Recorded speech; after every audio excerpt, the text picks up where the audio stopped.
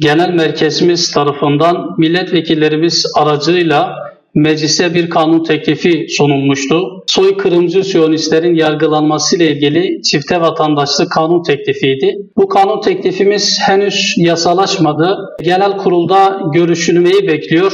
Hala bu konuda bir girişimde bulunulmadı.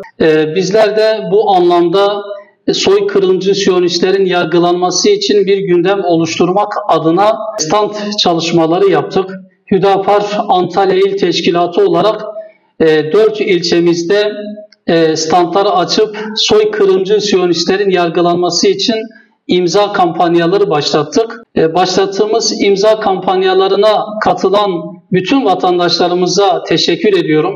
Aynı zamanda imza kampanyamızın dijital alanda da devam ettiğini ifade etmek istiyorum. Bu vesileyle de başta Antalya'da hemşehrilerimiz olmak üzere tüm vatandaşlarımızdan dijital anlamda oluşturmuş olduğumuz imza kampanyamıza destek vermelerini talep ediyoruz.